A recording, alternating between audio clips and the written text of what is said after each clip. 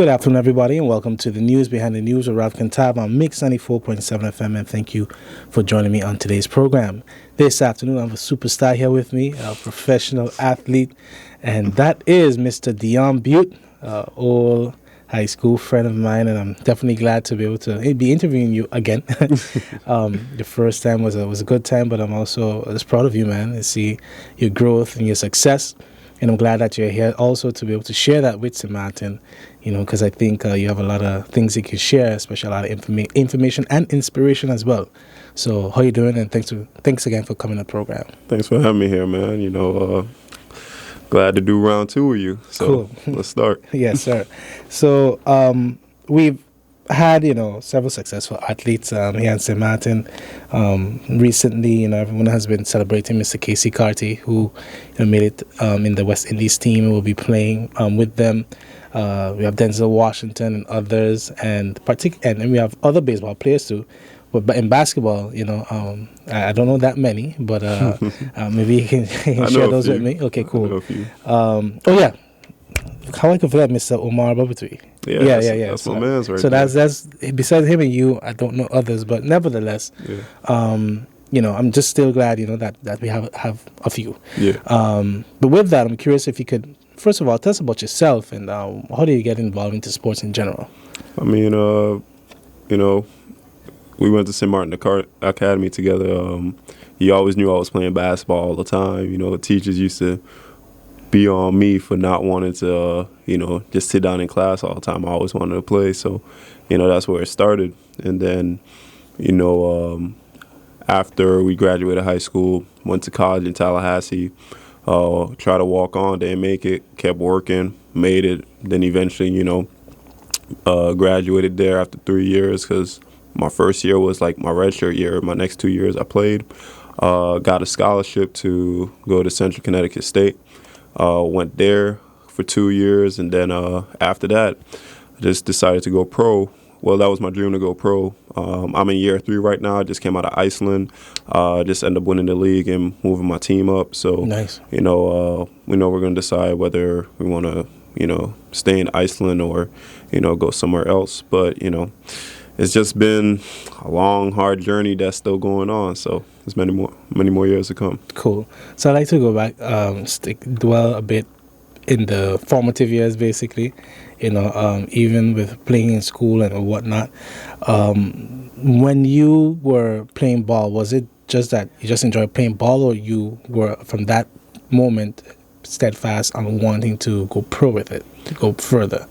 Well, from high school, I think I was just playing ball just to play ball because, that was the best thing to do down here, And then I was growing rapidly at the time, too. That's true, because you weren't always at top. Yeah. I went from 5'2" to 5'8", then 6 feet, 6'4", 6'6", and 6'8". But it was just something I wanted to just do. But after a while, I was like, maybe I could go pro. Then when I went to college, it was like, what, let me see how far I can go with it. And then after college, I was like, wait, I can really go professional. So I might as well. I can only do this one time in my life. I might as well just try it out now. Yeah.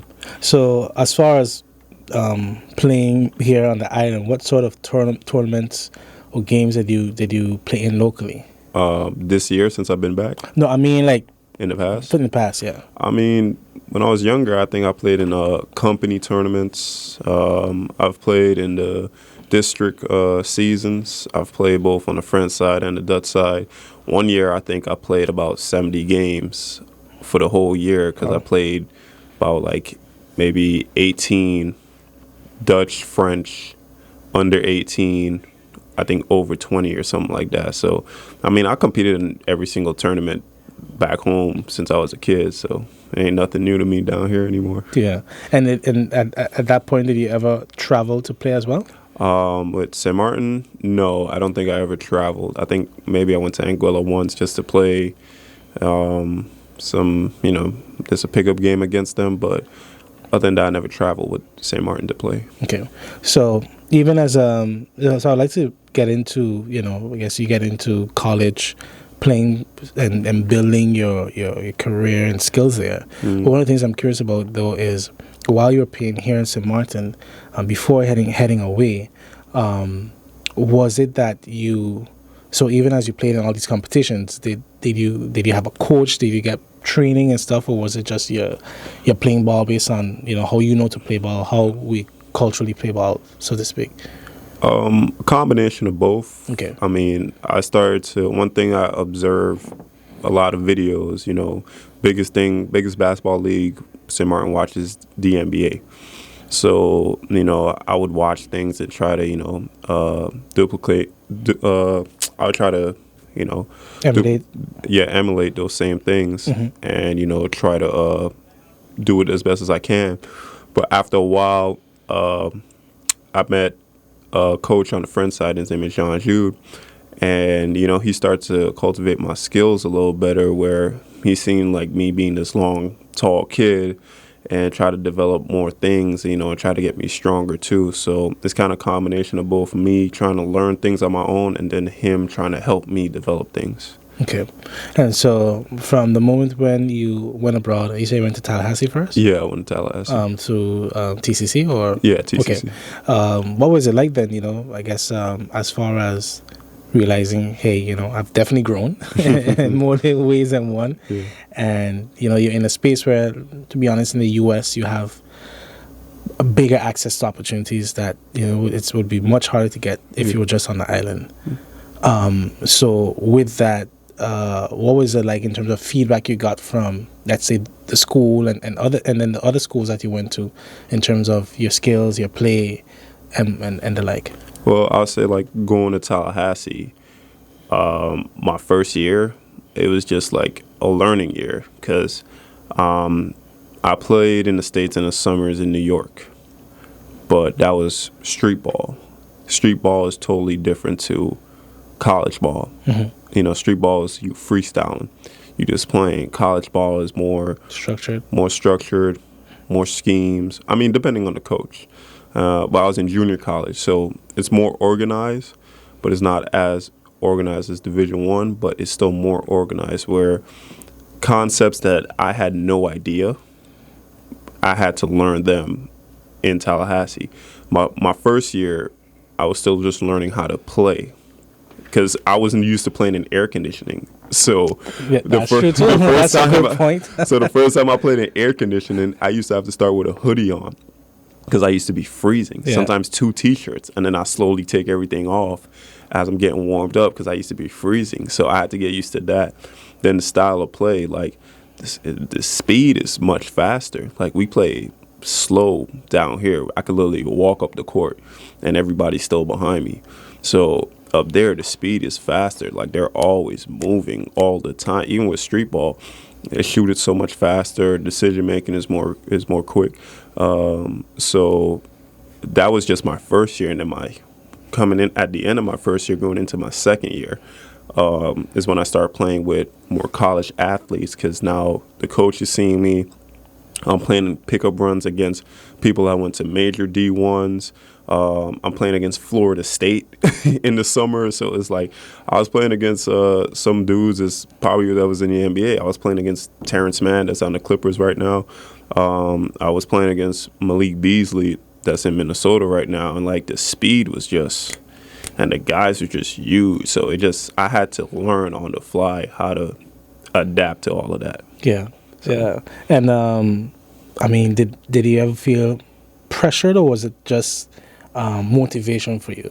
I mean, I love pressure. Like I love pressure. Like it doesn't, at this point, like in the beginning I was afraid just because it was just new territory.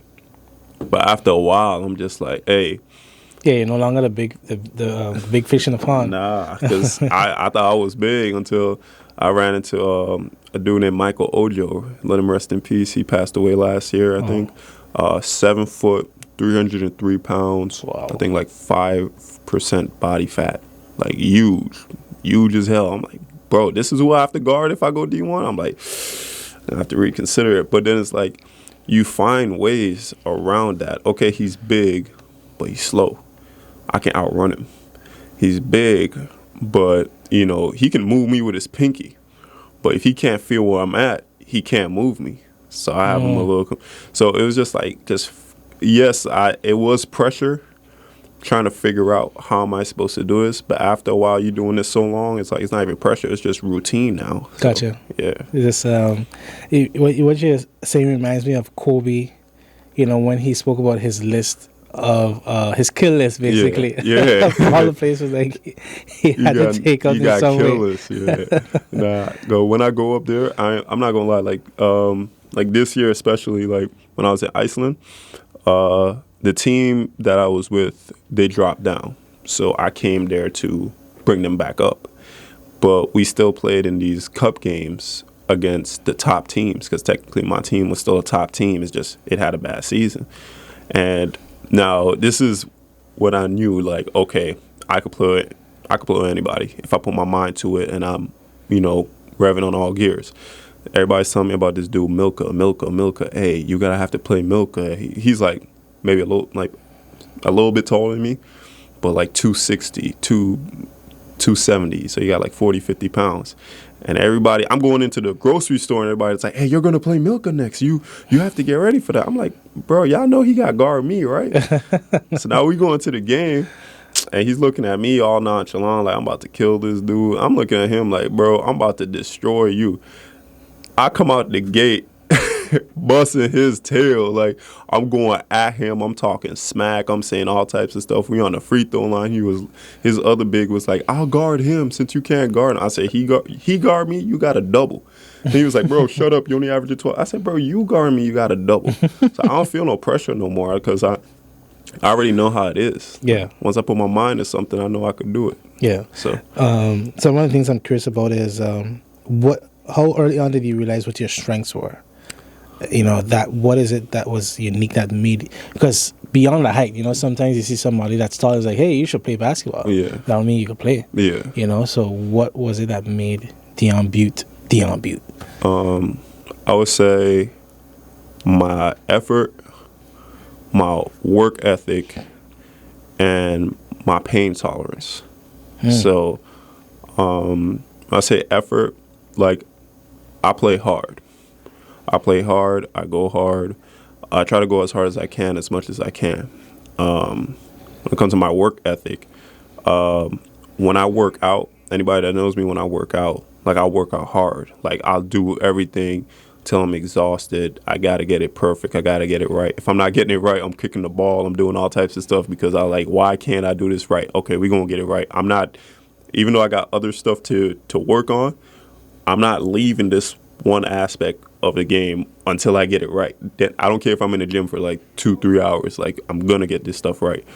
And then my pain tolerance, just because like I've gone through a number of injuries throughout the course of college, pros, whatever it is, even on St. Martin. And everybody could tell you, as hurt and beat up as I might look, I could be limping and everything like that.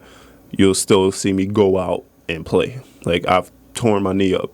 I tore my knee so bad in my senior year. At the end of the year, my doctor was like, how and why was you playing this year? I said, because I love it. So I had to tear my meniscus, I tear my patella, and I had I had a chip underneath my kneecap. Wow. And I only missed 2 games the entire year. Wow. I only missed 2 games. Wow. So I said, that's what makes me me. Gotcha. Yeah. Respected that, because just listening to it is like, okay, like you definitely had the guts. So basically, I like to go to, well, actually, when you were in Tallahassee, then you said you left and you went to Connecticut. Central Connecticut State. Okay, Central Connecticut State. Yeah. So what was the difference there in terms of the environment, but then the training as well? I say the difference was, so in junior college, there's your head coach, your assistant coach, and the next assistant is not usually paid. So the amount of time you get to spend with your coaches is very less in junior college, just because there's only about 3 people on the staff and they got to manage everybody. Whereas in like in Division One, when I was at Central Connecticut State, I had my head coach, my first assistant, my second assistant, my third assistant, and then I had a director of operations. And then I still had team managers. So we always had 2 team managers. So that's about 6 people I can go to if I need something, whether it was basketball or maybe even outside basketball. So that was one of the major differences. And then the training staff, it was a big training room. Like in JUCO, a lot of JUCOs don't have that big size for the training staff, and maybe only one trainer for 4 sports in JUCO. In D1, there was at least 3 or 4 head trainers, and then like maybe 20 student trainers. So the medical assistance was better. And then when it comes to like the training, during the day, I can call a coach at any time. Like, they all have families or whatnot. I want to harass them at night, but during the day, I can call or organize a time with any of my coaches. Like, yo, coach, can I get a workout? Oh, coach, can we watch film? Can we do this? Because they have more time because the work is spread out in between them. And then, of course, more resources. Yeah, definitely more resources. What division was that school? Oh, it's D1. It's D1. And how many divisions are there? I mean, there's Division 1, Division 2, Division 3, then NAIA. So NAIA is like a lot of you see a lot of older adults in NAIA, whether their eligibility is up or maybe they had trouble with the law or something like that. But a lot of them, they go to NAIA just to finish up school or get a degree. Get that boost. Yeah, to just get a little something just to finish school or something like that, or just to get looked at because they can't go to Division 1. Maybe their eligibility is up.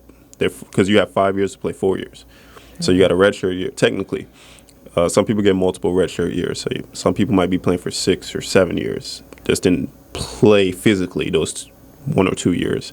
So they might go NAIA just to, because they're out of eligibility years. Yeah, I gotcha. But still, are they able to play? Yeah, they're able to play. Yeah. Okay. So then another thing I was curious about is, were you scouted or did you have to like send any highlight videos and stuff to make it to the team? What, to Tallahassee? No. Central Connecticut. Oh no, they scouted me. They had me on their radar for months. Nice. So it was funny because I was on a lot of schools' radars, and of course, I saw Central, and I was like, Central Connecticut? They didn't even win that many games. Like, I'm not sure if I'm going to go there. And then at the end of the year, I had to pick between my options. And then the biggest factor for me going to Central Connecticut was my mother, because she was living in Connecticut at the time. And she didn't really had nobody up there besides like maybe her sister or whatnot at the time. And my dad has my brother back home. I'm in the States, but I'm all the way in Florida. So So I was like, you know what, Ma, I'll come to this school, but you got to promise me you're going to be here. That's a different story. But she was one of the biggest factors for me to go in Central. But they did scout at me, so that's how I ended up knowing about them. Okay, but that's great. The fact that other schools, them and other schools, were interested in you. Yeah. And did you find it difficult at any period being in the U.S. basically alone for a period, or was it just that you were in your element? So hey, I'm playing ball, and it doesn't really matter that I'm in a whole new territory. I mean, I kind of got used to it because my first year in Tally, I was with everybody that was from St. Martin. Yeah, because there are a lot of St. Martin. A lot of us go there. Everybody. Right. So if I say Seminole Grand, anybody that's been to Tallahassee gonna be like, yeah, we know Seminole Grand. So correct. Yeah. So I think what it was West Tharp Street, something like that. So that's right. So, but then my second year, from the summer of my second year, go on, I was with Americans and people I didn't know. So I had to get used to meeting new people, getting along with new people, learning how people are. So now me going to different countries, now that's a whole different story. Because now instead of me moving from because I've been to different cities. I've lived in Connecticut, Tally, and North Carolina. I've been there basically by myself. I've been to Spain by myself. I've been to another part of Spain by myself. I went to Iceland this year by myself. Like, so I've learned how to adapt to being by myself all the time. Yeah. Okay. So one of the things I'm curious about is, the different parts of being an athlete, which is you have the mental part. Yeah. When it comes to situations like teamwork, maybe frustrations with your coach. Yeah. One of the things I'm pretty sure every athlete hates, which is losing. Yeah. So how do you cope or deal with the loss? Oh, I can't deal with it. I can't. I hate to lose. Unless I don't care because it doesn't mean anything, which is like maybe a practice game that doesn't mean anything or something like that. But a lot of times I hate to lose. I really hate to lose. Like, my competitiveness comes out a lot of times just because, like, I just can't tolerate losing.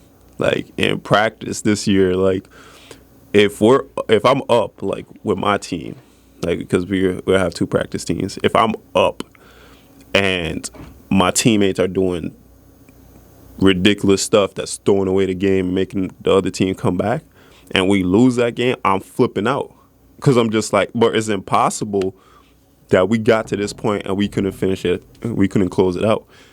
And in a real game, because this year we only lost about, in the regular season, 2 games. Both those 2 games, I was upset. I was pissed off. But just for, like, the sake of, like, the team, I didn't blow up. I still couldn't take it because I went home. I ain't talked to nobody. I talked to nobody. I ain't put the TV on. I just ate, went to sleep, maybe watched a film. And I'm just like, I can't take it. Well, I really can't. I can't cope with losing. I got you. So. And the other part is, but you kind of spoken about injuries, because I do know that perhaps many may have that fear of, their career going off a different path due to injuries. But have you ever been injured to the point where you got that scared? Yeah. So, like, my senior year, when I told you, I tore all that up in my knee. Had the surgery. I was fine. Came back home. Came here to do my passport. Went back up. And then my knee started tweaking. All of a sudden, like, my knee was swelling up. It wasn't getting better. I went to North Carolina to see this trainer to rehab. The whole summer was a struggle that my knee was swelling up. It wasn't getting any better. I'm talking about this is like from April till about August. I could not run, could not jog. I couldn't play. Like, my knee was that weak. And this is me trying to go pro for the first year. And I was just like, yo, this might be it. Like, I was really contemplating whether I should, like, if I should still be playing or not. But I don't know, miracle of God, at the end of August, my knee just started to feel way better. My patella started to feel way better. I had to shed some weight too, because my playing weight is about 220, 225. I was like 240 solid. I had people running into me and collapsing on the ground. Oh. So I had to drop the weight, and I think that helped the most. But it was so scary to the point where I called my brother. I'm like, see, I don't even think I could do this anymore. He was like, bro, take your time. It's a process, man. Just relax. And I was like, all right, cool. But we got there somehow. I don't know how, but we got there. And with doing therapy, what is that like? I guess what makes therapy, but even in terms of workout, exercise, and training, what makes the difference opposed to, I guess, your usual way of working out? Yes, correct. Because the thing is with therapy is like it's progressions. Well, I mean, therapy and working out to me is very similar because you got to start from somewhere, and like working out, your starting point is probably is higher than when you start therapy. So from working out, you say you're probably at like 60%, and you're trying to get above 100%. And then with therapy, it's like you maybe at 0, 10, or maybe 15%, and you're trying to get back to where you were. So, but therapy is like, it's a mind game. It's really a mind game because it's like you you were able to do certain things before, and now you can't do it anymore, and you're thinking like, boy, am I ever gonna be able to do this again? Yeah. And you slowly get there. There's a lot of setbacks before you really see progress. So you think you're getting better, and then there's a setback. You think you're getting better, and then there's a setback. But eventually you're going to get there. But it's just a mind game of you always got to keep going, and you can't stop because you know you could get back there. It just feels like you can't. But it's hard. Anybody can tell you it's hard. And what sort of prep do you guys do to at least minimize the potential of injury? Definitely, I would say flexibility, just being flexible enough to do different movements. Definitely working on things that people don't really work on or they take for granted. So for me, I need to make sure that my feet are strong because a lot of people don't work on their feet. So what I do every workout, especially if I'm doing legs, I be walking on my toes or walking on my heels. Okay. So I be trying to work on my calves, and I think it's called your tibialis. Tibialis, I think it's to the front.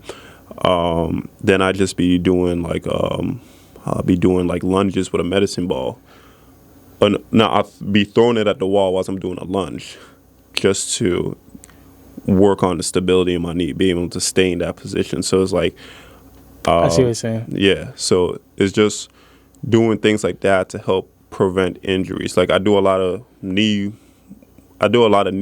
rehab stuff, like because I always got to be strengthening my knee. Because one thing, if you injure your knee, you have to rehab that for like the rest of your life, like the rest of your life. Like maybe not OD as an athlete, but so for somebody that's hurt their knee down here, I would just recommend that you got to work on it at least 3, maybe 4 times a week. Mm-hmm. And just doing stuff like that helps preventing, even when you're not hurt, you do prehab to prevent injuries. So I say that's one thing that need to start implementing down here is prehab. Makes sense. Yeah. All right, Deion. So we're going to take a quick break and we'll be right back. All right, no problem. Good afternoon, everyone, and welcome back to the News Behind the News with Ralph Cantab on Mix 94.7 FM. This afternoon, I am joined with Mr. Deion Bute, professional basketball player right here from St. Martin. And, you know, as we are here talk about your career growth and, all the factors involving what you do, one of the things that, of course, come to mind is, you don't play ball all the time. So as it relates to leisure, it's also very important, just as a human being. What are some of those activities that you do to, I guess, just literally relax? Get away? And especially being that, you're, as you said, sometimes you're in different cities and literally different countries and stuff. So I say, one thing, I'm a homebody. So I don't know if it's just the way my mom raised me or what it is, but I'm a homebody. So when I'm home, I like to meditate and think. I could spend hours just meditating on what I think I need to do or how I need to do something. Like I could just have things playing in the background and I'm just laying down meditating. I think that's like the biggest thing for me. That especially if we're humans, we all get stressed out at one point in time. So when I'm stressed out, or even when I'm not stressed out, I come out the shower, I meditate a lot. I picked up reading. I did want to self-educate myself, so I started reading Rich Dad Poor Dad. I need to finish that.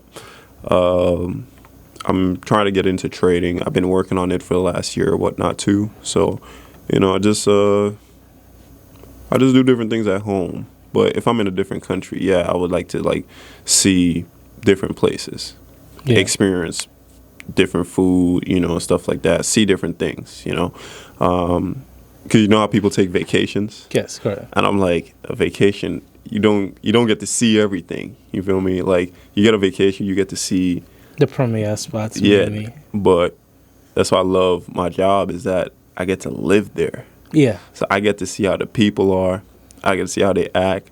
I see all the weather changes. I get to see everything. So I get to experience the country more than just the premier spots. Yeah. You feel me? So some highlights, basically. Yeah. So I mean, that's probably my leisure time, what I like to do. Gotcha. So, I understand. It sounds fun. But it comes with a lot of work too. yeah. Gotta add that as well. But also, one major part of being an athlete, of course, is your nutrition. Yeah. So I'm curious about whether or not you're on a specific diet, and how much does your food play a role in your routine? It plays a major role, especially during the season. Like, I feel like during the season, I have to probably eat more because I'm burning so much. Like, for me to gain weight and gain muscle, I got to do it in the off seasons. Like, I have to, because once the season comes, you burn so much weight and so many calories because the amount of running you're doing. Like, and then with the games too, because most pro teams, they practice 5 times a week. So I feel like with my nutrition, it's just like I try to get as much fruits as I can as possible. I try to eat about you can say about 4 times a day, 4 solid meals a day, like consisting of meat, whatever starches I might need, and then some type of vegetables on the side just to balance it out. So I'm not to say a super strict diet where, I only can have these specific things, or a Tom Brady diet or nothing like that. But, I'm just trying to have a balanced enough diet that it'll help fuel my body and help me recover throughout the year, throughout the season. Yeah, makes sense. Yeah. And so even now when you're, like, I guess I can say you're basically off. Yeah. How long do you get off for? I mean, it depends. Like, so my league finished early this year because I ended up winning everything in the regular season early, so I didn't have to go to the playoffs. It's actually been 2 years in a row I've been off early because I end up just winning everything. So then there's no playoffs? No, like, there is a playoffs, but like I was the first. So this year I was the first seed outright. So I promoted my team without having to go to the playoffs. The teams, the next 4 seeds, they had to go to the playoffs and duke it out to promote their team up.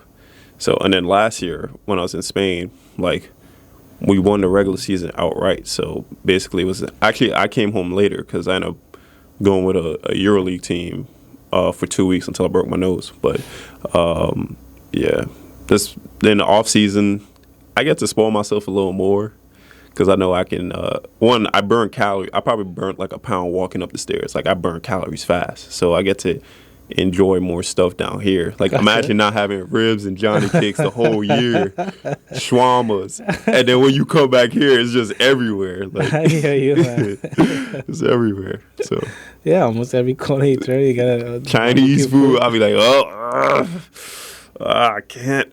Maybe one time, but I try to not OD too much. Yeah, of course, because you got to go back strong. Yeah, I got you. So even with can you explain the league that you're with right now as well? Huh? The league that you're playing in, can you explain it? What is it and how does it operate? In the one in Iceland this year that I played in. Okay, so I was in there's like how in Iceland there's the top division, there's the first, and then there's the second.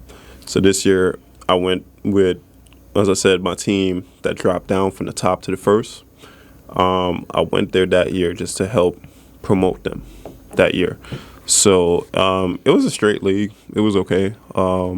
There's I feel like the balance was, you can see the difference between the top teams and the bottom teams. There was like a major difference. But when we played the top teams, in the beginning of the season, we were, killing everybody. But everybody adjusts because everybody makes adjustments. So now the next time we played them, it was tough. I'm not gonna lie. Like, even though we won all those games, like, we played the second team, the team that was in second place this year. The first game we won by 3. The second game we won by 6. The last game I think we won by 4. And then the third team, the first time we played them, we smacked them by like 40. It was like, wow, they can't touch us.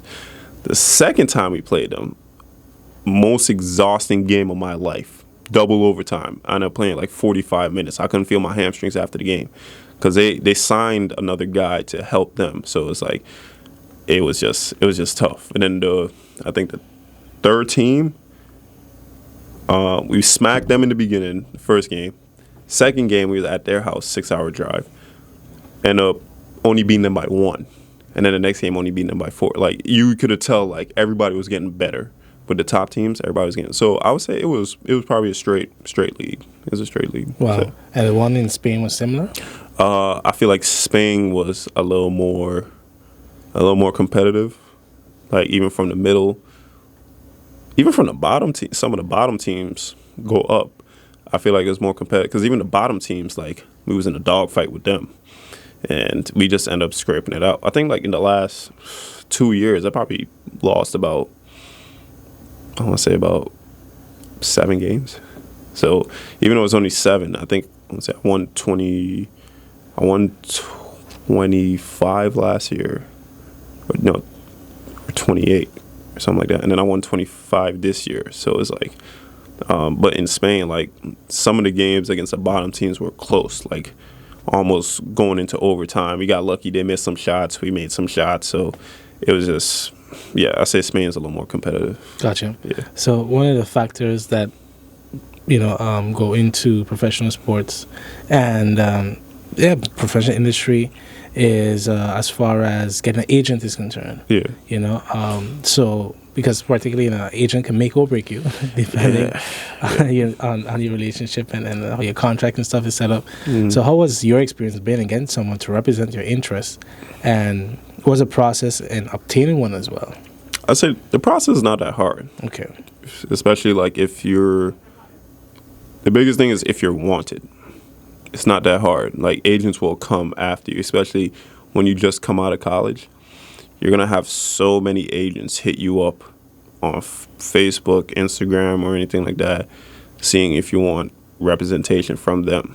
But that's not, getting an agent is not the hard part. The hard part is finding out which agent works best with you or can work for you. So I've had my experiences with bad agencies. I'm not going to name the exact agencies, but my first agency, they really tried to play me my first year. Like, they gave me one offer. I turned it down. And then they tried to give me, like, the most terrible offers. And I refused to go with them. So I switched agents at the end of the year. And I ended up going to the first team I was in Spain. And then I spent another year with that agency. And then after I won everything in that division that year, they tried to stick me back in the same division on a different team. I'm like, no, I'm not doing that. Like, I'm not. And they trying to argue me. They already sold me to the team, telling me, oh, yeah, he's coming. He's going to be there. Don't even worry about it. I started ducking and dodging their calls. Like, no, I'm not. I'm not going there. Yeah. I'm not going there. He was like, I gave the coach your number. He's going to talk to you. Coach tried to call me. I'm like, bro, I never okayed none of this. You're not about to push me on some team. And I didn't okay this at all. So whatever deals y'all made, that's not my problem. So y'all going to have to solve that. My agent angry and everything like that. I told him, like, bro, I can't do this with y'all. Like, I'm not. And y'all say I could walk away whenever I feel like it. So I end up paying him out a little bit just to get out. The agent I have now breaks down everything for me. Lets me know what it is, how it is. Like, yo, D, because you went here and here, I can get you here, and we're gonna get started from here. Try to move you up. You're trying to move up every year. You're not trying to move lateral. You're trying to move up. You're trying to move your pay up. You're trying to do everything up. So I got you when you're at this point. Go here, help them move up. If they want to bring you back, we'll negotiate about it. If they're not giving us what we want, maybe we'll go to another team. Maybe go to another country, another division. So it's like this year, he's like, bro, we got 4 months to figure out what's our next move. But we're not trying to move down or lateral. We're trying to move up every year, okay? All you got to do is take care of business. Mm-hmm. And he put it like that for me. I was like, bro, all I got to do is take care of business? Okay, say less. I'm going to do that. Just get me where I need to get to. I'll take care of business. Yeah. So it's dicey. There's a partnership there. Yeah, it's hard to find one that you can really trust, because you never meet these guys in person a lot of times, especially in Europe. because they're going to put you in a country that they don't even live in. Gotcha. So the likelihood that your agent is in Croatia, but you're in Italy, what's the likelihood he's going to fly to come see you? So you just going off of like blind fate, just hoping that, he's a good agent. Yeah, that's Unless you got a recommendation from somebody else, like, yo, he done me well, you my boy, I'm going to set you up, correct, and you good. But other than that, it's just crossing your fingers. Wow. So I'm curious, with traveling often, do you also, I guess, how has your language learning skills been? Or I guess it's just straight English? Oh, Lord. Like, I'm not going to lie. Like, at my first year when it came to Spanish, I was like, bro, I'm not learning no Spanish. Everybody going to have to speak English with me. I'm going to learn a little bit, just enough to get by. Like, when it came to calling out stuff in Spanish on the court, I'll call out the colors, I'll call the numbers. I even call out the screens. I'd be saying bloqueo, or something like that. Abajo, arriba, something like that, So I knew a basic amount. My second year, I learned a little more. And at the time, like, I had somebody that was teaching me Spanish. So she was teaching me Spanish all the time. She was forcing me to learn Spanish. So sometimes she wouldn't even talk to me in English. She'd just talk to me in Spanish. I'd be like, bro, you want to stop. But she kept doing it. So at one point, at the end of the year, I was actually in the grocery store talking Spanish to somebody. And I didn't even realize it, but it was just from all the practice and me being on Duolingo. Like, my Spanish got way better. This year... Oh, so you used Duolingo too? Huh? Yeah, I was doing Duolingo. And then last year, I was even doing Duolingo even more because I was just like, in case I go back to Spain, let me be a little more prepared. This year, I went to Iceland. Thank God they speak, 90% of the population speak English. So I ain't have to worry about learning. You hear what's the official language? Icelandic. Oh, okay. One of the oldest languages in the world. I can imagine. Bruh, you go to the airport, you read a sign. You just gonna be disappointed because you're not gonna understand nothing. You can't relate nothing to anything in English. There's not even a word. There's no context to it at all. No, like, in Spanish you see carro. Yeah. You gonna think car, right, or something like that, right? No, there's nothing. They got a special keyboard for Iceland because they got special letters. Yes, yeah. I can't pronounce them letters. Like, not even I tried. Like, I could pronounce where I live. I lived in Hafnarfjörður. Wow. If you see it spelled out, you'd be like, all right, nah. But language skills, Iceland this year, I failed. Gotcha. So one thing that came to mind too is, did you ever had thoughts of playing in the NBA? Yeah, everybody did. I think everybody at one point in time, you start playing basketball, yeah, I'm going to go to the NBA. And then a lot of people down here think, like, it's easy. Like, nah. Well, it's definitely not even easy for those in Americans. So. Yeah, it's getting harder now because there's so much that goes into it. Like, the talent, the athleticism alone might scare people. Because when you see how high some of these guys jump, how fast some of these guys run, you'd be like, oh, I'm not used to that. But the thing is, we got some athletes down here, like raw athletes. We have athletes down here, but it just needs to be cultivated in the right way. Correct, yeah. But me going to the NBA, like, if it happens, which I don't think it'll happen just because, like, I'm getting older. You're done. I'm 26. 26, yeah. They starting looking at people from the time they're 14. By the time they're 18, 19, oh, he could be the next LeBron. He could be the next coach.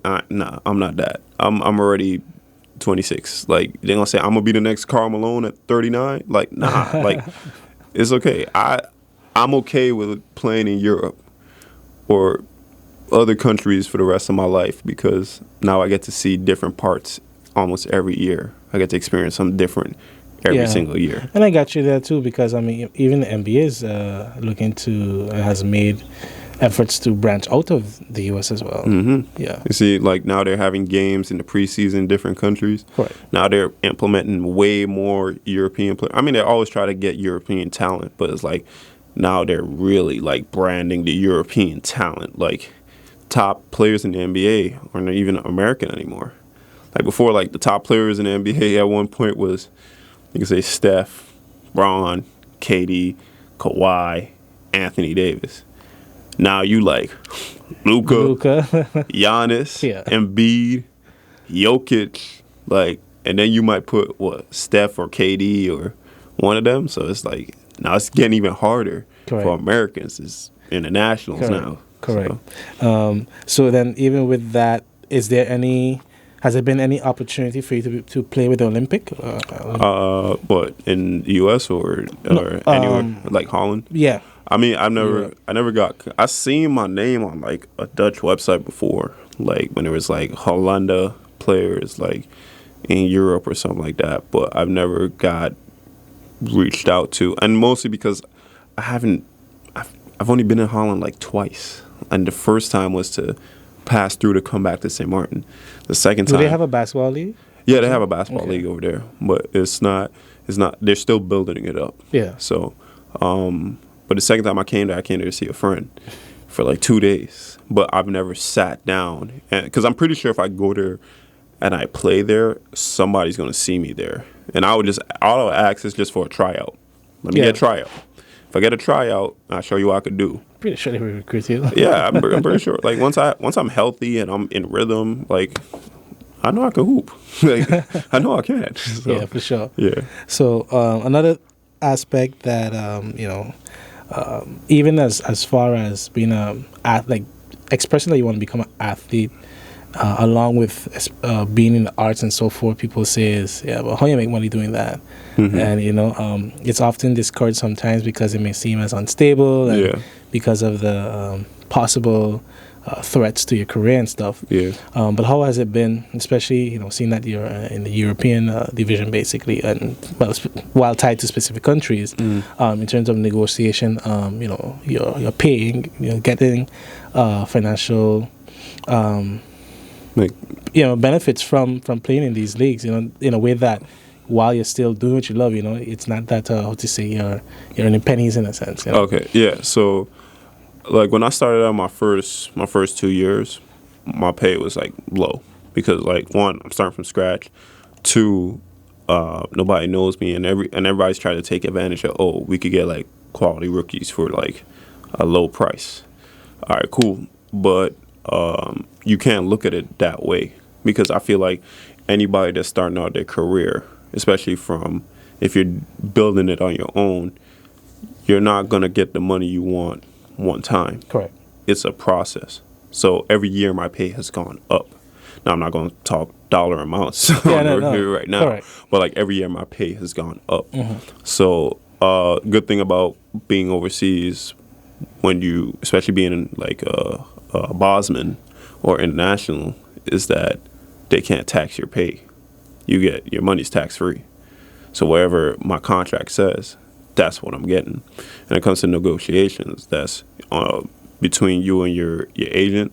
If they offer this amount, you don't like it, come back, tell them, hey, listen, I want this.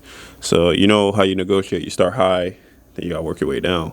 So one thing I said about my agent, like if I ask him for something to do something, he's going to, all right, let me get on it. He's going to get on it. He's going to do his best to get what I need. So, because of negotiations, one thing like with the FIBA rules is that the agent gets 10%, right? But the 10% doesn't come out your salary. What happens is that the team pays out 110%, and then they take that 10% off the top. Either they get it one time or they get it on a monthly basis. They get that 10%. Increments, okay. Yeah, so That's cool. That's actually pretty that's cool. kind of how like it works down there. Yeah, so then it's definitely fair play in that sense. Yeah. Yeah, okay, that's good to know. And then, of course, while it's still early in the game, still got a lot of growing to do. Yeah. But have you thought about life after basketball? Yeah, I've always thought about it. What my next role would be. Everybody's always told me like, Deion, you should consider coaching, especially down here. I have like people that really know me down here, like know how I see basketball, know how I talk about basketball. I don't expect everybody down here to see everything the way I see it, especially me experiencing the things that I experience. But definitely, like, I would like to like coach like the youth level. Like, I would love, like, my dream would be if they could sustain it, to have a program that I can also help develop kids down here. Because now everything is not just burden on the shoulders of Omar, because he takes on a lot. He does a tremendous job of what he does. Like, I don't know how he does it. And I keep telling people, like, what he charges people down here is like chump change to what people charge in the U.S. I think he only charges like maybe $100 a month. In the U.S., that's like $750, maybe $1,000 a month, maybe a week, maybe a month, depending on where you go. And I'm just like, he has so much heart and patience and love for the people here and the kids here to do it the way that he does it. And I would like to do something like that too when I, eventually want to hang up my cleats, well, my shoes, and, just be done with that. I'm looking into like investing into different businesses, different things, so I can have passive income on the side too. For sure. So that's always a thing too. So play and sleep and still make money. Yeah. So like in my you can say part of my leisure time is looking at what passive incomes I can invest into. So. Gotcha. So then finally, of course, even as you touched on, I'm curious on your take on what else, how, as a community, but also institutions, businesses, and especially government. What do you say are the main areas where we can help to further build the foundation that we currently have? So to see that there are more athletes, particularly in basketball, who could make it pro. I mean, it starts with the top. I really think that, one, we should have some type of government assistance when it comes to basketball. Because I feel like a lot of people have the perception that basketball down here is a leisure thing. It's like, no, we can make money off of basketball. It can create jobs for other people. People don't have to be able to play basketball to be involved in basketball. We can create so many jobs with sports, annual tournaments, and all types of stuff. And I feel like if government were to actually sit down and talk to the ones that are actually abroad and seeing how things work, and actually do what these people are telling them to do, we can create so much, not just for the kids, but for the parents as well too. We create so many opportunities for both, save a lot of people a lot of money when it comes to school and scholarships. Also, the community engagement. I think we have a lot of people that are trying to get things up. A lot of people are trying to get things running, trying to get, like, say, district basketball started. I haven't seen any district games since I came back here. I don't even think the district games are even running. I don't know if it's because of COVID or if it's still the effects of Irma or what it is, but we don't have any district basketball that's going on. And I've seen, like, there's less and less basketball on the island. And that's why I say the community, like, we got to get basketball running again. Yeah. Like, I remember when I was younger, like, boy, Monday we had somewhere to hoop. Tuesday we got somewhere to hoop. Wednesday we might have 2 spots to hoop. Thursday, Friday, maybe even a Saturday, definitely a Sunday. We hooping. Like, 7 days out of the week, there's somewhere to hoop. I barely could find hoop spots now. Like, Monday I might go Back Bay. I don't even know where to hoop on a Tuesday. Wednesday I'll go Back Bay. Thursday you could go Sucker Garden or you could go somewhere else. I don't want to blow up nobody's spot. Friday, I don't know where you hoop. Saturday, that's a question mark. Sunday, I think you could go front side. I think on Friday you could go front side too. And Sunday, I know at the auditorium. But other than that, like, yeah, I see what you're saying. Yeah, and especially with the key thing is to sustain. Yeah, because what you have is particularly only when election time come. Mm-hmm. Every single court is fixed up, paint, benches. Yeah, it can't. It shouldn't be like that. Exactly. It shouldn't take for you getting a seat. Yeah, to promote yourself. Yeah. To contribute. Just Like, do it while it's necessary. if you're smart, like you want to get into politics, you want to show the community that you want to be involved. Don't wait till election time. Exactly. Do it way before. Like have like the Seventh-day Adventist Church. That's why I hooped most of the time. I seen they fix up the cul-de-sac court. The only thing is I'll tell them is that, like, from my perspective, y'all need to balance the ground out because it's sideways. One side you got to jump and shoot. One side you can't jump and shoot that much. It might be off. So I say, okay, let's balance that out. Seventh-day Adventist court. But we used to Tuesday night, Thursday night, Sunday afternoon. All right, let's talk to them and try to see how we could fix that up. Then where else? Auditorium is good. We just got to take out that floor. That multi-purpose floor, that's not a good floor because one is concrete underneath it. It's not good for a lot of people's knees. Get the wooden floors. You take the multi-purpose floors out. You put the wooden floors. It's gonna save people a lot of knee trouble. So, I mean, things like that you can start implementing, and just to show people, like, okay, we're getting invested back into basketball. We're trying to have outdoor courts running. We're trying to have indoor, even in Sucker Garden, change them floors, get better floors or something like that. Like, there was tournaments all over the place when I was younger. It's not that much anymore. So I say, like, community and government, like, let's just come together and actually do something to get basketball promoted. Because when people see the basketball here is getting promoted, is popping and everything like that, you're going to bring more perspectives down here to want to invest in the basketball down here. That's the Bahamas got something going on. Jamaica has something going on. I told everybody that when I went to Jamaica to play in a tournament, that's probably the best experience I had in my life. Wow. Best experience. But the hotels, the court, their auditorium wasn't even as big as ours. But if you see it on TV, it looked great how they fixed it up. So just doing something like that will get more people involved. All right, then, Deion, I would like to thank you so much for that. And by any chance, have you had any discussions with, like, for example, the sports department? No. Okay. Not at all. All right. Well, nevertheless, I'd like to thank you because, even you sharing your story, your experience, and because you definitely have a track record, that can lead to inspire many and the knowledge as well. Again, I'd like to thank you for being on the program. And to our listeners and viewers, I hope that you guys also enjoyed the discussion. And be sure to tune in again tomorrow. Take care.